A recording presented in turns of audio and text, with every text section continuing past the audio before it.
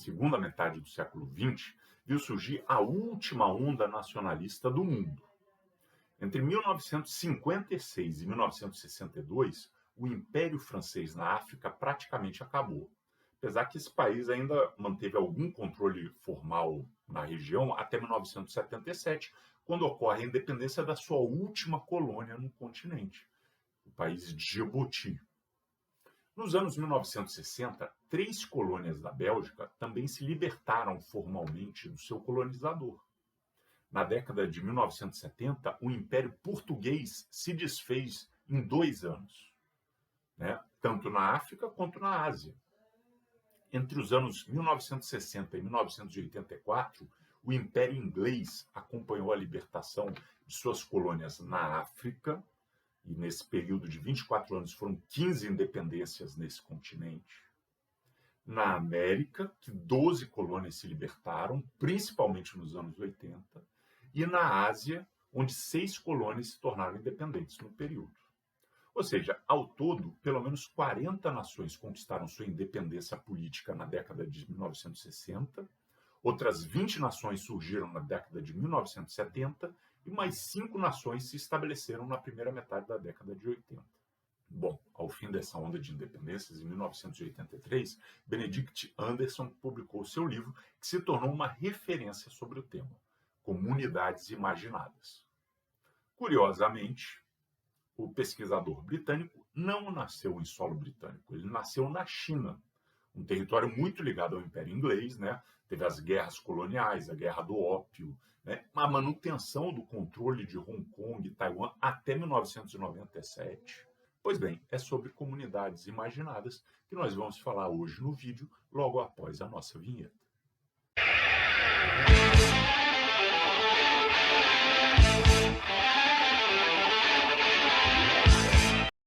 Bom, vamos começar com a definição. Para Anderson, nação é uma comunidade política imaginada, e imaginada como sendo intrinsecamente limitada e, ao mesmo tempo, soberana.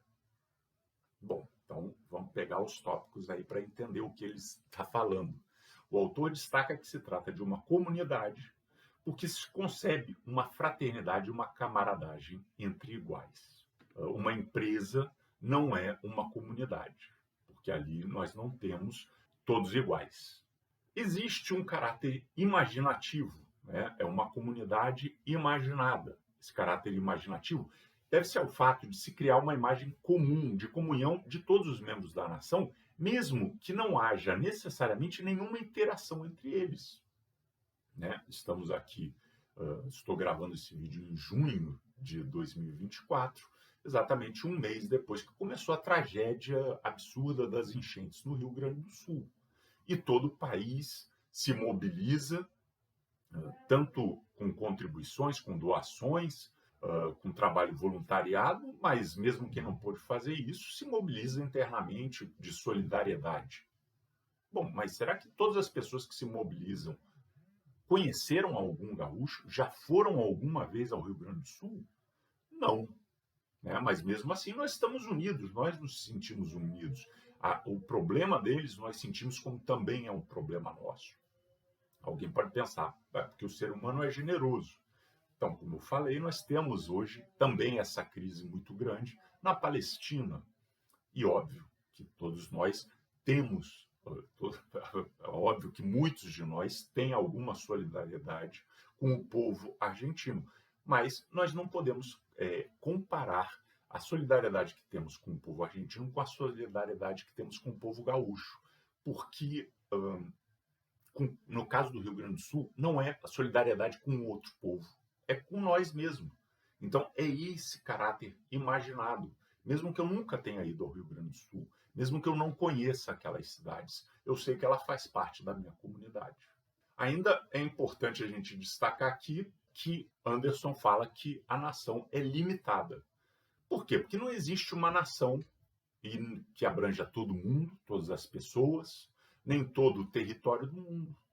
Né? Então, quando a gente discute a nação, você necessariamente cria um nós, nós brasileiros, que se diferencia dos outros estrangeiros.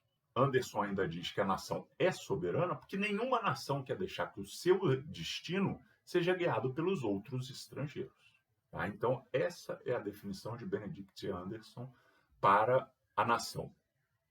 Ele diz, esse sentimento nacional ele é delimitado no tempo. Então, nação sempre existe desde o tempo imemorial. Não, ele é delimitado no tempo e vai surgindo em substituição ao que existia antes. O que era que existia antes na Europa? Antigas comunidades religiosas. Então, a Igreja Católica na Europa, a comunidade judaica, os islâmicos, muçulmanos, e reinos monárquicos dinásticos. Então, isso vai perdendo força num determinado momento para dar espaço à ideia da nação. Que momento é esse? É o momento do desenvolvimento capitalista. O desenvolvimento capitalista, quando ele cria um mercado editorial, quando ele cria um mercado de imprensa, de mídia, ele estimula esse sentimento nacionalista.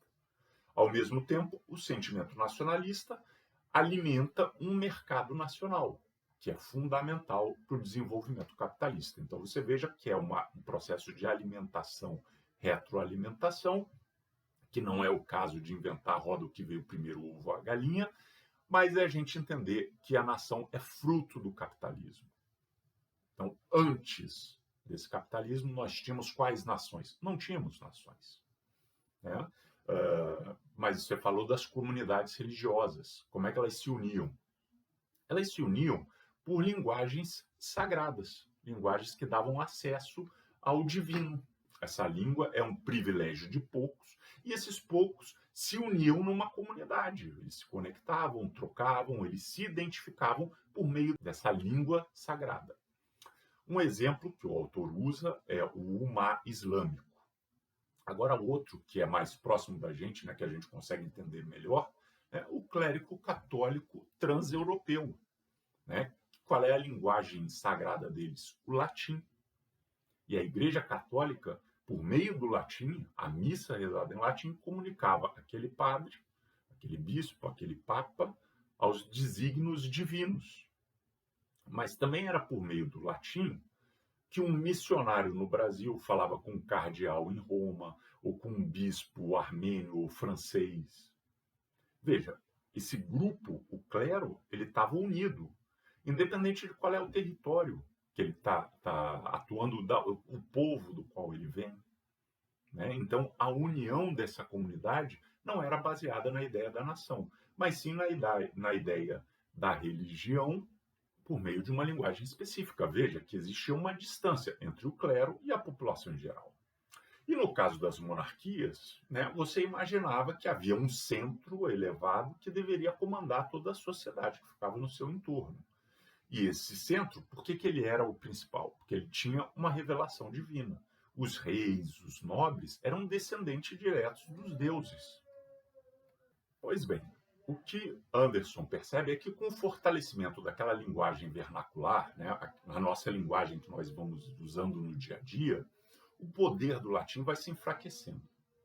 Ele não vai se enfraquecendo por problemas do latim. O latim continuava lá, forte, unindo aquela comunidade. Mas a gente começa a caminhar para uma unificação dessa língua vernácula, que acaba por unir toda uma comunidade que não é religiosa, que não é nobre. E como é que isso ocorre? Aí o autor explica que a expansão do mercado editorial precisa estabelecer uma língua comum a todos os habitantes, porque não adianta você pegar um texto e não entender o que está ali.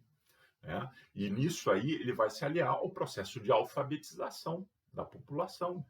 Assim, a língua, os livros, os jornais, as gramáticas que unificam a língua, os dicionários que comparam duas línguas, dicionário português-inglês, português-francês, tudo isso vai dando forma a uma linguagem que todos nós vamos padronizadamente utilizar para criar essa comunidade.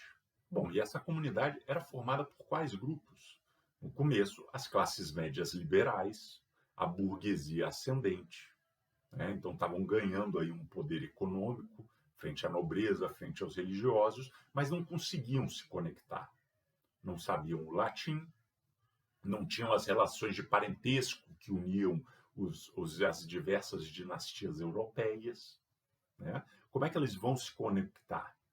Então, a gente se conecta a partir dessa linguagem única. Isso significa que crescem, que surgem camadas plebeias que vão se incorporando a uma comunidade como uma nação, em oposição à nobreza, que se incorporava a uma comunidade com outros nobres, independente por outros critérios, parentesco, né? Ou ao clero, que também se unia numa comunidade por outros critérios diferentes. Assim, a convergência do capitalismo e da tecnologia de imprensa sobre a diversidade da linguagem humana criou a possibilidade de uma nova forma de comunidade imaginada, com uma consciência nacional ligada a uma língua nacional única, a qual montou um modelo de nacionalismo que nos leva à nação moderna. Mas Anderson ainda percebe que existe um segundo modelo de nacionalismo que foi adotado, por exemplo, pelos estados latino-americanos quando eles ganharam essa consciência, inclusive antes dos europeus, né? Diz o autor que os novos estados latino-americanos e o nacionalismo a eles associado teve um desenvolvimento diferente do observado na Europa. Afinal, a língua aqui não impunha uma diferenciação entre a colônia e a metrópole, o mercado editorial e a mídia aqui eram fortemente controlados, e, por fim, o nacionalismo aqui não significou integrar o povo à nação. Muitas vezes, inclusive, a motivação era exatamente o contrário. O compartilhamento da língua entre a colônia e a metrópole unia a elite colonial, né, conhecida como os crioulos, aqueles nascidos na colônia, mas descendentes de europeus. Eles eram unidos à metrópole por uma língua comum. Eles eram mais unidos à metrópole do que aos povos indígenas, que tinham suas línguas, aos africanos que chegavam escravizados no Brasil e que tinham suas línguas, né? Então, essa união era isso. Com o tempo, a gente começa a ver revoltas desses povos subordinados que começam a ameaçar essa elite. Principalmente ali no final do século XVIII, a gente tem a revolta de Tupac Amaru no Peru, a gente tem a Revolução Haitiana bem-sucedida, né? E eles têm um papel fundamental nisso. As metrópoles, muitas vezes, entendiam que era necessário ceder os anéis para manter os dedos, mas era facilitado pelo fato de que, muitas vezes, os anéis eram os anéis dos crioulos, que ficavam contrariados com essa política. Quer dizer, você está querendo dar condições de incorporar esse povo que, para nós, deve manter-se segregado. Por isso que eu mencionei que a revolta nacionalista, muitas vezes, era a reação de uma elite colonial contra as tentativas de incorporar o povo à nação. E nesse cenário, ainda dói mais ainda para essas elites a cobrança cada vez maior de impostos das colônias, o que acaba estimulando alguns movimentos separatistas. E para nós brasileiros é o caso específico muito conhecido da Inconfidência Mineira de Tiradentes. Tinha exatamente essa motivação de lutar contra a cobrança de impostos, de impostos atrasados que foram sonegados, que Portugal estava pretendendo fazer. Mas veja bem, falamos aqui daquele nacionalismo que vem da língua, que nós observamos na Europa. Nas Américas temos um modelo diferente e temos ainda um terceiro modelo de nacionalismo que surge em meados do século XIX, quando as nobrezas e monarquias, né, reagem ao nacionalismo de base burguesa popular. E aí, como é que essa reação vem? Ela ganha a forma de um nacionalismo oficial, onde a estrutura do Estado volta-se para modelar uma consciência nacional. E aí estamos falando do sistema educacional, mas tem uma linguagem administrativa que é imposta a todos os burocratas, obviamente, para facilitar o trabalho, né? Existem várias outras questões. Você tem o censo populacional, onde você classifica a população a partir de quais critérios, mas é o mesmo critério para todos. Tem a História Nacional Oficial, onde você marca datas importantes. Você tem definições territoriais que são consolidadas em mapas geográficos, né? você tem a preservação de relíquias, que pode ser tanto em museu quanto espaço de visitação, né? Mas assim, veja que essas relíquias, você tira todos os componentes religiosos e raciais delas e se torna um componente nacional. Você vai visitar a igreja tal. Sim, mas por que eu vou visitar essa igreja se eu não sou católico? Não, mas porque é um espaço importante de visitação naquele determinado país. Vai observar a tumba do faraó no Museu da Inglaterra. Mas o que eu quero saber desse faraó? Mano, para você entender, o Egito passa por aí. Então você tira a questão religiosa e racial e fortalece a questão nacional. Todas essas instituições oficiais e estatais, né, o sistema educacional, linguagem administrativa, censos, mapas, todos eles atuam modelando uma ideia de nação. Mas veja, esse nacionalismo oficial também gera conflitos, também gerou conflito para aqueles governantes, né? Primeiro, você tinha um grande império que unia vários povos. Imperadores, os reis, adotam uma determinada nacionalidade.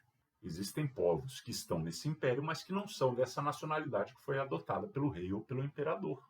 Então, obviamente, isso causa um incômodo, causa conflitos. Também temos o fato de que você tem povos que, sendo de outras linhagens, de outros povos, né, mas estando sob o império, algumas pessoas adotam a linguagem oficial do império, a linguagem administrativa. Mesmo assim, eles eram proibidos de acessar direitos de cidadania daquela nação. Temos aqui, por exemplo, vamos trazer isso para o caso brasileiro, mas isso aí, na verdade, ali o Anderson fala muito da experiência asiática, mas ele explica que isso já aconteceu na América Latina. Então, assim, você tem isso aí, um funcionário que nasce nas colônias, ele vai estudando, e ele pode até seguir uma carreira de estudos, indo se aproximar do centro do império, vamos dizer, vai estudar em Portugal, né? Ele explica no livro que, no caso das colônias asiáticas, era mais difícil, ou africanas, era mais difícil você chegar, por exemplo, à França, à Inglaterra. Uma minúscula parcela conseguia isso. Mas era possível, você chegava ali nos grandes centros. Agora, na hora de ter sua carreira profissional, provavelmente você volta para os limites da sua região de nascimento.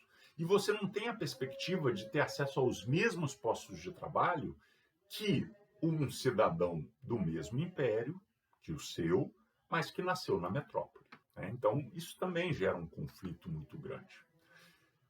Bom, estamos falando aqui de processos do século XVIII, do século XIX.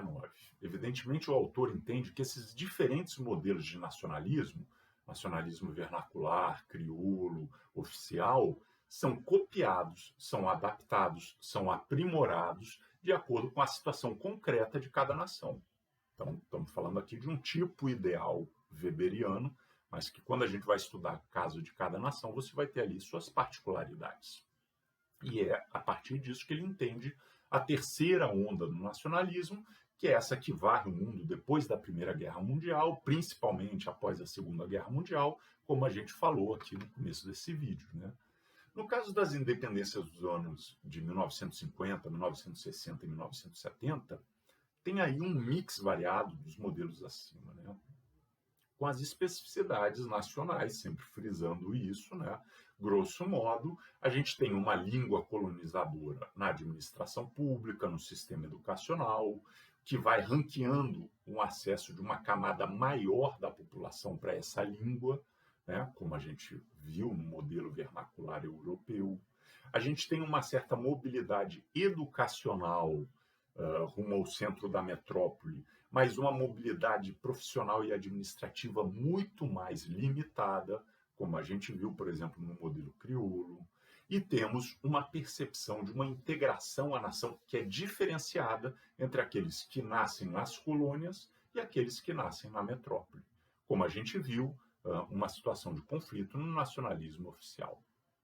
Portanto, tanto quanto as determinações econômicas e mais do que as determinações raciais, o autor aponta que a nação precisa de uma cultura que a crie e que a mantenha unida.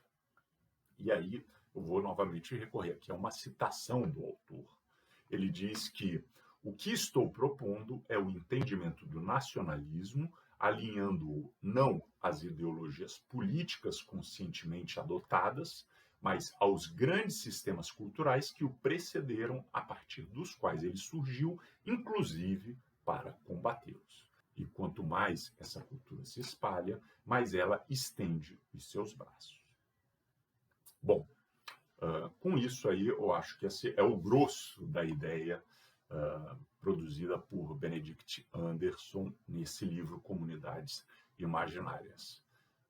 Leitura que sugiro fortemente àqueles que tenham acesso a ela, que façam uma leitura muito agradável, muito importante, principalmente para quem pretende discutir e entender esse tema da nação e do nacionalismo.